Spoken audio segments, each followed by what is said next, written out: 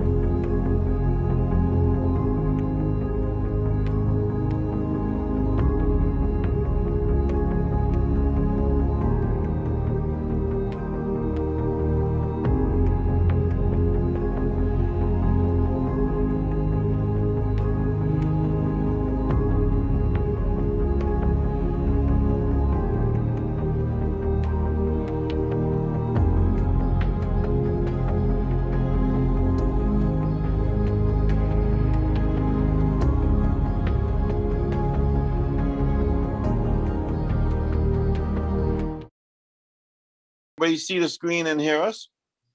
Yes. Yes.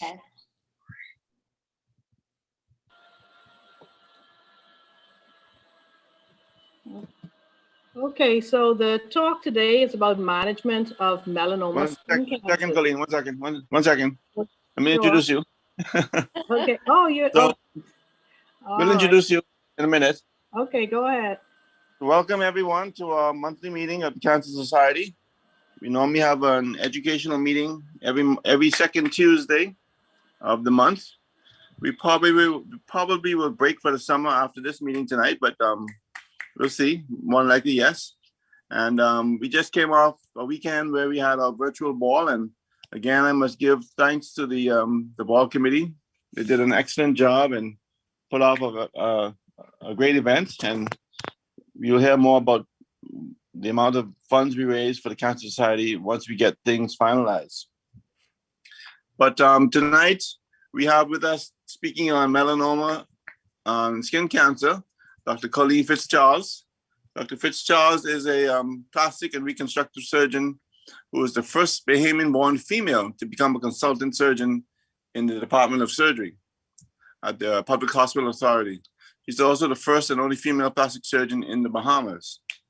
Dr. FitzCharles is a proud graduate of the University of the West Indies, where she obtained her undergraduate medical degree and went on to do postgraduate training in Halifax, Nova Scotia at Dalhousie University. Here she became a fellow of the Royal College of Surgeons in Plastic and Reconstructive Surgery with special interest in hand surgery. Dr. FitzCharles published several papers and recognized in international journals and has served as board members of the Medical Association of the Bahamas and the Consultant Physicians Association. And she's been recognized by the Who's Who Society of America on 2 occasions. Currently, she still serves as a consultant plastic surgeon at the Princess Margaret Hospital in the Department of Surgery and Doctors Hospital, and also a lecturer and examiner for the University of the West Indies Medical School. So Dr. FitzCharles tonight will talk on melanomas, and hope we learn something, and we look forward to her talk. Dr. FitzCharles. Okay, thank you very much, Dr. Shea. Okay, so we're going to talk about management of melanoma skin cancer. So the objectives of the talk today is to be able to identify the etiology and risk factors for melanoma, to be able to recognize the various types of melanoma skin cancer, to learn how to classify and grade melanoma skin cancers based on the current standards, and to learn the appropriate treatment for melanoma skin cancers.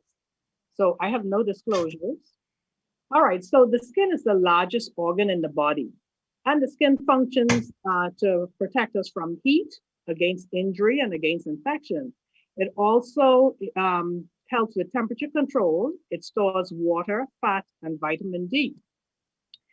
Skin cancers are the most common malignancies in the world, but only 1% of skin cancers, it only accounts for 1% of deaths from cancer. Basal cell is by far the most common skin cancer, followed by squamous cell skin cancer.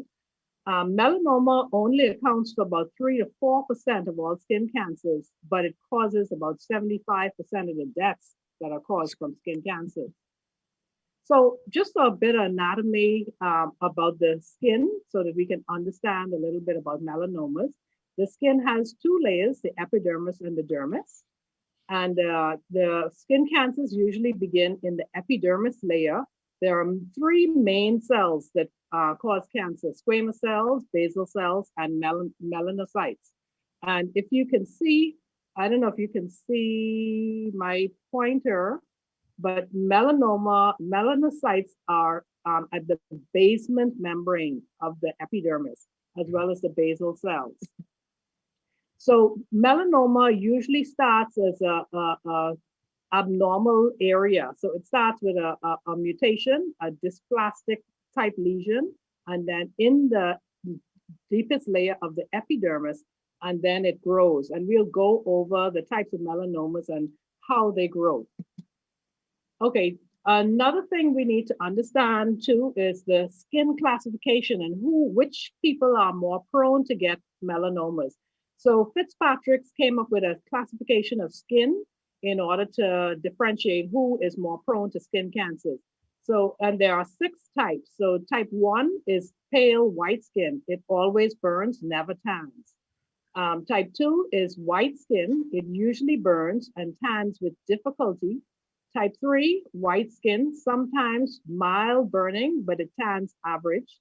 Type 4 is moderate brown skin, rarely burns, but tans very easily. Type 5 is dark brown skin, very rarely burns, but tans very easily. And type 6 is black skin, does not burn, but tans very easily. So skin cancers usually occur in people from type 1 to type 4. That's where we mainly see. Rarely do we get skin cancers in type 5 and 6 skin. Okay, so what are the risk factors for melanoma? Again, Caucasian or people of Celtic origin, so that pale white skin with red or blonde hair and blue eyes. Ultraviolet radiation, which is we get from the sun, ultraviolet A or B radiation, can be from sun exposure or from tanning beds. And there are certain chemicals that can cause melanoma. So solvents, vinyl chloride, which is usually found in PVC piping, it coats PVC piping, and polychlorinated biphenyl, which is usually seen in electrical wires. So it is used to coat electrical wires. There is a genetic predisposition. Some people have genetic abnormalities called albinism, which is where you lack melanin, which is a protective mechanism from the sun. You lack the melanocytes in the skin. And xerodermal pigmentosis is another genetic disorder where you lack melanocytes. Sometimes it could be congenital or familial. So if the child is born with a congenital nevus, such as a congenital giant nevus or congenital hairy nevi, these have up to 20% chance of turning into melanomas as the child gets older. And then family history. If you have a family history of people who have had melanoma, then you need to pay close attention to your skin type and protect yourself. And then it can also occur in immunosuppressed persons, such as people with chronic renal failure or on immunosuppressant drugs for maybe organ transplants.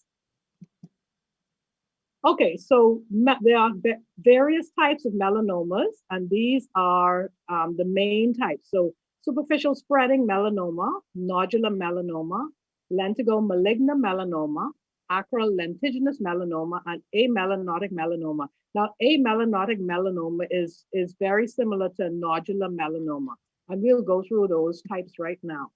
So the first type, superficial spreading melanoma, is the most common. It accounts for about 50 to 70% of all melanomas. It usually arises from a pre-existing nevi, or we call it moles, the layman. It's slow growing, and it has 2 basic growth patterns. It has a long horizontal phase, and then it changes and has a vertical growth phase. So if you're going to get a melanoma, this is the type you want to get because this type is curable. Most times you can get it when it's in the horizontal growth phase, and you can get enough depth before it spreads vertically. It's usually flat. It has asymmetrical borders, and it's usually variegated in color, and the metastatic potential is low as long as you catch it in that horizontal growth phase.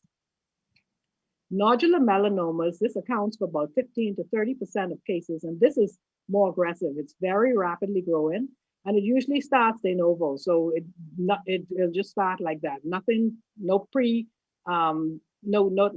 factor that caused it to occur. And the growth pattern is vertical, so that means it's going to spread deep the minute it starts. 5% of them are amelanotic, means that they have no color. Right, so it'll look just like a bump on the skin, and it's more common in males than females by 2 to 1. The next type is lentigo maligna melanoma, and this accounts for about 4 to 10% of cases. This is the least aggressive type. It's usually found in sun-exposed areas. It's more common in women, and you recognize it because it's multiple shades of brown. Again, this one has a longer horizontal growth pattern. Acral lentiginous melanoma. Now, this is the type that's more commonly found in people of color. It's only found, it accounts for about 2 to 8% of skin cancers in whites and about 35 to 60% of the melanomas in Black people. And it occurs in the palms of the hands, the soles of the feet, under the nails, and in protected areas, areas that are protected from the sun. So in the axilla and the groin, those areas. It's flat, it has irregular borders, and it's variegated. And again, there's a slow radial growth period initially, and then it grows vertical rapidly. But the problem with this is the worst type to get. The problem with this type is because the areas where it grows, the tissues are so thin, so that radial growth pattern is short, and then it goes vertically. And when it goes vertically, it goes down into deep tissue. So it, like if it's under the fingernail, the nail bed is super thin. So it goes from the nail bed down into bone very rapidly. And then amelanotic melanoma is similar to nodular melanoma, but it lacks the color. And it's difficult to diagnose because it just looks like any of the swellings that you might get as you get older. So it's recommended that you use special immunohistochemical staining to recognize it. It's usually diagnosed on its vertical growth stage. So when you're doing a clinical examination of the patient, you have to look for specific things, the ABCDEs of melanoma. So the first A means that the lesion is asymmetrical, right? B, the borders are irregular. C is it's variegated colors. Diameter, D, that means it's greater than 6 millimeters. So anytime you see something that's greater than 6 millimeters, then you start thinking melanoma. And E means it evolves over time. So if you look at it today, it'll look one way, and then you look at it a month later, it gets bigger or it's changing. So you know that you suspect that that might be a melanoma. So what's the workup for melanoma? Well, the first thing to do is to biopsy it to prove that it is a melanoma. And the best way to do a biopsy is to take the entire tissue. If it's small, take the entire tissue with at least 1 to 3 millimeters margin so that you can compare the normal edge with the abnormal edge, and you want to get a good depth. So that's why you want to take the entire lesion. Avoid using the cautery in the area because you don't want to distort the margins, and avoid doing a shave biopsy because you can't get depth. You can't determine whether there's vertical growth. So if you're going to do a biopsy and you don't want to do an excisional biopsy, you can use a punch biopsy. And you see here, there's an example of several millimeters in punch. Choose the punch biopsy, a needle or blade that will give you at least 1 millimeter of tissue around. Also in your workup, you want to do liver functions test because the melanoma has rapid spread. So it spreads to liver, it can spread to lung, it can spread to brain. Okay, it can spread to lymph nodes. So liver function tests will tell you if there's liver metastatic spread to the liver. Imaging, CT scans are usually done. And when you do a CT scan, you want to scan the chest, the abdomen, and the pelvis because these are areas where you can get spread. Some people may want to do a PET CT, and MRI is usually for brain mets. Frederick Mohs micrographic surgery was never used initially for melanoma. It was used for the other skin cancers, but it has come into vogue now to be used for melanomas. It was a type of surgery that was discovered first by Frederick Mohs in the 1930s. And what it does is the lesion is excised, and then it's cut up into strips or layers, and it's in horizontal sequential layers, and they form a topographic map of the tumor. And then it's taken to frozen section, and then the pathologist looks at it, and they will be able to tell if there's tumor at different margins. So from whichever topographic piece of the tumor you get, you can say, okay, well, the edge and this edge at 3 o'clock is positive. So the surgeon will go back and re-excise the 3 o'clock edge until there's negative margins. It's very time consuming, and it's better if the surgeon who's actually doing the surgery is trained in Mohs surgery, because he will be the one who's actually examining the specimen, so he'll know exactly which part of the body, which part of the area that is positive, and he'll be able to go back and re-excise that area, that particular area of tumor. Okay, so once you get your tumor and you got back a diagnosis of melanoma, how do you treat it? Well, surgical excision is the mainstay of treatment. It can be done with or without sentinel node biopsy, and we'll go over that a little later on to see which candidates are best for sentinel node biopsy. So Breslow depth is the depth that is currently used. Clark's level is no longer used. Clark's level tells you of layers of invasion or levels of invasion, so skin, subcutaneous tissue, bone, etc. But Breslow depth have been proven to be more accurate in predicting the prognosis of your cancer if you get it. So if you have a Breslow depth that's in situ, that means it hasn't spread through all the layers of the epidermis yet, then it's recommended that you go back and re-excise with a 0.5 centimeter margin. If it's less than 1 millimeter, then you go back. If you have invasive tumor, but it's less than 1 millimeter, then you want to excise go back and re-excise a 1 centimeter margin. If it's between 1 and 2, then it's recommended to excise between 1 and 2 centimeter margins. And if it's between 2 and 4 millimeters, then you excise with 2 centimeter margins. Also, if it's greater than 4 millimeters, it's recommended that you go back and re-excise a 2 centimeter margin. So you can imagine when you go back and re-excise something that's 4 millimeters, you're going to create a big hole in whichever area you're excising, because you're excising a circumferential area of 2 centimeters. So you have to do some reconstruction for that type of thing. Okay, so when you get your tumor and you have gotten your depth and everything, how do you classify it? I'm not going to spend too much time on these next slides, just to explain how the AJCC, the American Joint Commission for Cancer, explains the stage of the tumor then. So they go by the TNM staging, and you guys probably know this already. T0 means there's no evidence of tumor. Tumor in situ means there's melanoma in situ. T1 can be A or B. It depends on if you have ulceration or mitotic figures. T2 is between 1 and 2 millimeters. And again, it's classified if you have ulceration or not. T3 is A and B again, between 2 and 4 millimeters. And it tells you what goes. It's worse if you have ulceration. And then T4 means you have greater than 4 millimeters with or without ulceration. N means your nodal status. So if you have micrometastasis, then you can have N, A, B, or C. If you have macrometastasis, it's usually a B. N2 means you have nodes in two or 3 nodes, and it could have micro or macro mets. And N3 means you have greater than 4 nodes. And then metastasis means whether it has spread to distant areas, so to lymph nodes, to lungs, to liver, and M1D is usually to brain. All right. So the staging is based on your TNM staging. So if you have a stage 1, is if you have a tumor that's up to 2 millimeters without ulceration, no nodes, no mets. Stage 1 is treated differently from the other stages. So this is why we stage them. Stage 2 is tumor up to 4 millimeters or more with ulceration, but no nodes and no mets. Stage 3 is tumor that's less than 1 millimeter, or it could be up to 4 millimeters with no nodes.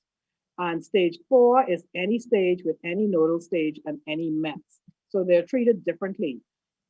So the survival rate for stage 3, if you look at the, is poor. It gets poor when you get to stage 3 and more. So if you look at the dotted blue line, that is your survival. You can see at 2.5 years, at 5 years, and at 7.5 years and 10 years, your survival rate goes from 100% to less than 80%, right? And then if you have a stage 4, your survival rate is in 2 years' time, you're dead from that staging system. So when do you do sentinel lymph node biopsy?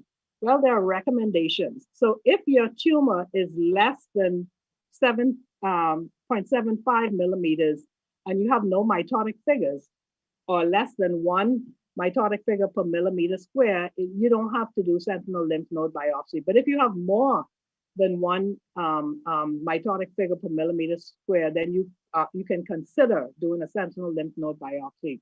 If you have no ulceration and no adverse factors, then you don't need to have it done. But if you have ulceration, then you would consider it. All of this depends. All of this sort of dictate how you would treat the melanoma if you will do adjuvant therapy with your cancer excision. So if you have between 0.75 to 1 millimeter, then you consider, with no mitotic figures, then you consider whether you want to do sentinel lymph node biopsy. But if you have more mitotic figures, if you have ulceration, and if you have adverse factors, then you go ahead and do the sentinel lymph node biopsy. And then if you have a tumor that's greater than 1 millimeter, then you just go ahead and do the sentinel lymph node biopsy.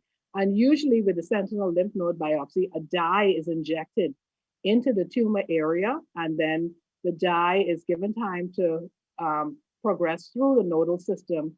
And then the node that lights up first is the node that's the sentinel node. That's a node that's taken and it's tested for tumor cells. Okay, so how do you treat melanoma? Well, there are a whole bunch of therapies. The mainstay is surgery. If you get melanoma in stage 1 or a tumor in situ, melanoma can be cured with surgery alone. If you have mitotic figures or you have ulceration, then you would consider adding other things, other adjuvant therapy. And it's usually, some people might do radiation, some people might add 1 or 2 of these other things that I'm going to mention just briefly. So interferon, which is an immunotherapy, can be given. It's usually given at high dose in stage 2B, 2C, or stage 3. But because high dose interferon has poor tolerance and high toxicity, it's recommended to give it pegylated. So now pegylated interferon is a lot better because you can give different forms of interferon at lower concentrations and for longer periods of time, and the patients seem to tolerate them better. Okay, and it's very good for in-transit nodes. There's no different to the survival rate, but there's benefit for disease-free life living. All right, so immunotherapy, there are a few of them here I've shown, and they act on different, immunotherapy it stimulates your immune system to fight the melanoma. The first one, ipilimumab, is a monoclonal antibody that attacks CTLA-A, which stimulates your T cells to fight the cancer. This is the one that's most commonly used. They use interleukin-2 for late stage, so stage 4, stage 5. Vaccines have also been targeted, like the BCG vaccines, and there are some newer ones now that they're targeting some viral vaccines to try and target the melanoma cells. But all of these things are done in later stage as a last resort when you can't really cure the patient, but it's to give the patient a better disease-free life for the whatever life they have left. Can you give radiation in melanoma? Well, it's usually not indicated. Radiation can be used in early stage if you have ulceration. So the oncologist may want to add it if a patient is stage 1, but the tumor had some early ulceration, or if the tumor, there was a sentinel node that may have had positive cells, and they want to radiate the area where the node was removed. But usually radiation is given as a palliative means to help with the pain and all the side effects of the melanoma, all the painful parts of the melanoma. It's used as palliation to stop pain. And it's usually best for brain mets. That's where it's most effective, palliation for brain mets. There are other dacarbazine. Some chemotherapy agents can be used as well. Dacarbazine is one of the most common ones used, and that as well is used in, if you don't want to use radiation, then some people may use dacarbazine in stage 1 for in the early stages if you have some ulceration or some adverse effects. And then the future of melanoma, there are other things that are there. The interleukin is now being used to target melanoma. Again, it's not used in early stages, it's used in later stages. And it has been shown to help with disease-free survival in the with recurrences. Then it seems to slow down the recurrences in the tumor. And there are a lot of, you can see here, there are a lot of other things that are being tried, adoptive cell transfers, native immune therapy, but a lot of these things are again experimental and still being studied, but they have been using some of them. Okay, so how do you follow up a melanoma patient once you've done surgery? For stage 1A and 2A, it's recommended to do history and physical, including your nodal, check your nodal status and your skin every 3 to 12 months for up to 5 years, and then annually. For stage 2B to 4, again, history and physical for 3 to 6 months every 2 years, and then 3 to 12 months every 3 years, and then annually. When you're doing your follow-up, you want to consider doing CT scans, again, chest x-rays, or one may want to do a PET CT every 3 to 12 months to check for recurrences or metastasis. And then consider brain MRI annually because they can get brain metastasis. And that's it. I think it's a half an hour talk, and I'm exactly half hour. Any questions? Any questions from the audience? Dr. FitzCharles, do they still use hypothermic chemotherapy? Oh, yeah. I forgot to mention about that. So total limb perfusion can be used and hyperthermic therapy can be used. So if you have a melanoma that's on a limb, say like acrolentigenous type, in addition to amputating that part of the limb, like it's usually a distal phalanx, you can amputate just the distal phalanx. And if there are nodes, then you can do in the operating room, you can do total limb perfusion where you inject chemotherapy into the entire limb, heated chemotherapy. And that also helps. So that's still being used. Okay. Well, one thing for the audience in general, I know our population is more in the black and the type 5 or 6, I think, of your classifications. Do you recommend persons getting total body screening of their skin at some point, and how often would you do that? Yeah, so total body screening, especially for people who have cancers in general, total body screening should be done. And the dermatologists usually do this. If you're prone to getting skin cancers like basal cell squamous cells, then the dermatologist usually will check you every 4 months, 4 to 6 months. Total body screening should be done at every visit. So every 3 or every 4 to 6 months, you should do total body screening. And what I do is I take pictures. So I'll take pictures of the lesions and I would monitor them over time and see how they change, if they're getting bigger, if there's change in the color. And that should be done, especially patients who have history of skin cancers, patients who have family history of melanoma or high-risk patients. They should be monitored more closely. Okay. Any other questions from the audience? Hi. I have a question.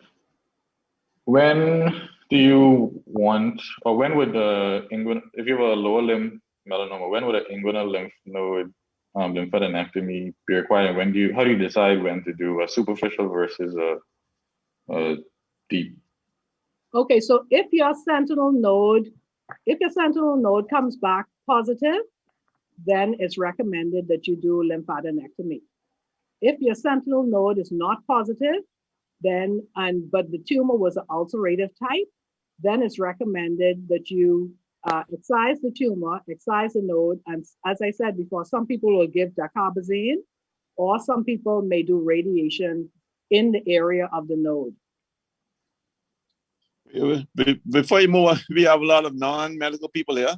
So Okay. I think trying to break it down a little bit more for them in terms of when you have melanoma. I know you mentioned sentinel node, and then now Scavala is talking about lymphadenectomy. So try and break it down a little bit so the audience can digest it a little bit differently. Okay, so sentinel lymph node, that's like a scouting procedure to see if the melanoma has spread to the lymph nodes. So if you have a melanoma that has ulceration, and remember I went through that melanoma slide that tells you when to do a sentinel lymph node biopsy or when not to do it. If you have suspicion that there might be spread to your node, your lymph node, or you may palpate a node in the groin, then you can do a sentinel lymph node biopsy. That's a scouting procedure to see whether the melanoma has spread to that node. So what's done with a sentinel lymph node is a dye, at the time of surgery, a dye is injected into the melanoma itself. And then you wait a few minutes and see, and then you see where that, and then you go to the nodal basin where that limb or that area would drain. And then the first node that you see, it's usually a blue dye. When you go to that nodal area, the first blue node you see is usually the sentinel node. Sentinel means the centurion, the guard, the first one to meet the enemy. So that'll be your guard. You take that guard and you send that for testing. If that comes back negative, there's no need to go on and do formal lymphadenectomy. Now, formal lymphadenectomy means that you go back and you remove all the nodes in a particular area. And based on the area, there are various levels that you can remove the nodes. And that's usually the surgeon will decide how much nodes to remove based on the literature for that particular area. So that's the difference between a sentinel lymph node and a formal lymph node dissection.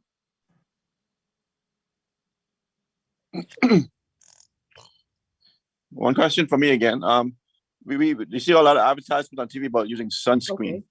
What is your take on sunscreen? Yes, sunscreen is one of the protective mechanisms. So I think everybody should be using sunscreen. And the sunscreen that's recommended, you'll see that they have sun protection factor 15, 30, 40. The sun protection factor that's going to protect you from getting skin cancers would be 50, 50. Okay, so if you use anything less than 50, you can still get UVB radiation penetrating your sunscreen, and you can still get a skin cancer. So you can see from the Fitzpatrick slide, up to Fitzpatrick level 4 and sometimes 5 can get skin cancer. So even people of color can still get skin cancer. So you still should be wearing some sun protection. And when you're using sun protection, remember that it only lasts on the body for about 2 or 3 hours. So you have to keep reapplying it. So if you're going out on the beach, you have to keep reapplying. There are some screens that are waterproof, but still, when you go in the water, when you come back out, sometimes you still have to reapply your sunscreen to protect you from the sun. Because with years and years of sun exposure, you get sun damage, and all those sun damaged areas they get dysplastic and they can turn into skin cancers.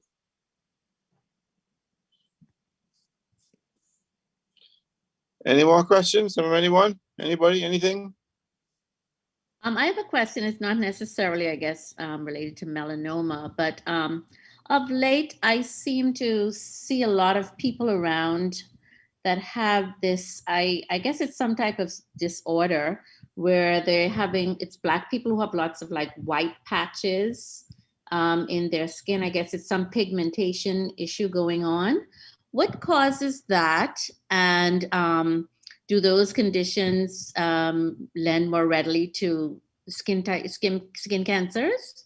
Okay, there are two things you're seeing. The one I think you're referring to is vitiligo, and that doesn't really cause a skin cancer. That's usually an autoimmune disorder where the body attacks itself. So you get patches of white skin. That's what Michael Jackson suffered from, right? Okay. Vitiligo, right? Now, Okay. the other thing that you're probably seeing around town that you're probably mistaken for vitiligo is Bleaching. a lot of people are bleaching themselves. And that's what's causing the patchiness. So you will see darkness in the creases because the crease areas don't bleach as well as the non-crease areas. So you may not think it, but plenty Bahamians and non-Bahamians are bleaching themselves because they want to have a fairer color skin. And that is what I think you're seeing around NASA. We get lots of it. And we actually get patients who are referred to us because of burns from bleaching themselves. What FitzCharles, what is actually bleaching? They use steroid creams or something? No, bleaching is where you use a bleaching cream. So there are certain creams, there are certain beauty products that actually have bleach in them that actually bleach the skin. Some people will use it spots on the face, but some people just want to have a fairer complexion, and instead of using it for just spotting, So it is the sodium hypochlorite it has in the preparation? It has bleach in the preparation, yeah. That's why it's called a bleaching cream. Jeez. All right. When you're dark, you want to get light. When you're light, you want to get dark. Nobody is happy with what God gave them. I'm telling you. No one's happy in their own skin, eh? Yes, exactly. And then the next thing is lighter skin people who get those dark patches, usually, I guess, as you age, and a lot of women get it in the face. Yeah, that's can genetic. those be treated? That's genetic. Yeah, a dermatologist can treat those. That's genetic. They can use laser resurfacing for that. Or again, that's what some people use the bleaching creams for. Oh. But Yeah. Rochelle, you have to be aware that some of those dark, hyperpigmented things can be melanomas. You have to be very careful and make. Yeah, some of those can be melanoma. That's why you have to do. Usually SKs, but some of them can be melanomas. Yeah. Some of them can be melanomas. SKs can mimic melanomas. Seborrheic keratosis. Yeah, that can mimic melanomas. But the difference is with the SK, it flakes off easy, then it's gone, and then it'll come back, right? But once you use some, dermatologists will use something like Aldera cream. And once you use Aldera cream, that tends to clear the skin. It'll get rid of SKs. SKs are usually, they can be precancerous. So once you use Aldera, sometimes that clears the skin and it kills whatever cancer cells are there. Okay. Thank you. Okay, you're welcome. Any other questions? Anything at all?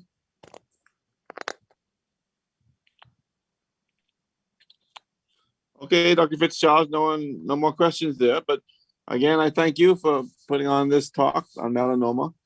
Maybe we'll invite you back next year and maybe talk on other types of skin cancers because we see more of them as well. Yeah. Not rather than melanomas, but we do see the occasional melanomas, and they can be very drastic if left at late stage. Yeah, I see about maybe 1 or 2 melanomas a year. So we do have them. The dermatologists probably see more than you and excise them themselves, rather than they probably prefer the bigger and more late stage ones, the surgeons. Yes. Yeah. Do they usually present in the form of moles, those skin moles, those fleshy? Like I think most people go to dermatologists when they have those like those fleshy moles. Is that normally a trigger or a sign? I don't know what the dermatologists see, but I know when they come to me, then they're usually biopsy-proven melanomas, and then I deal with them. They don't look like moles. They look like the pictures. Remember the pictures I showed you? Right. Yes. Yeah, Oh, okay. Okay. Now the only time we get moles are like in the congenital lesions, like in childhood. So you'll get those giant hairy nevi, and what we tend to do if the child lives to past 20 years, sometimes they can turn into melanoma. So what we tend to do is do serial excisions of these giant moles until they're gone, to try to get rid of all of the melanin, the melanocytes in those areas, so they won't change into a melanoma later on in life. Oh, okay. All right, thank you, Colleen. Okay, thanks again. Aaron, I don't gone? think no, she wasn't feeling well, so I don't Oh, think. okay, she went. I don't think there are any more announcements, but I think, Rochelle, you think of any announcements we have for the just audience? you mentioned, just to let everybody know, we still have inventory of the cancer shirts and polos, and also matching masks available at the Cancer Society, all sale, yes. sizes. So we still have quite a bit of inventory, so feel free to stop in. And then our thrift shops, we still have a thrift shop that people can come and buy used items. So patronize us and we can get rid of some of those things we have down there. Yeah. And people, you can visit our website and find out information and happenings that go on in the society. And as I said, I think we're gonna do a little break from the monthly meetings for the summer and then start back in September, more than likely. But stay tuned for the website, and we'll advertise it through WhatsApp and through other means. So if nothing else, we call it an evening. And again, thank you, audience, for attending. Thank you. Okay, thanks. Okay. Good night.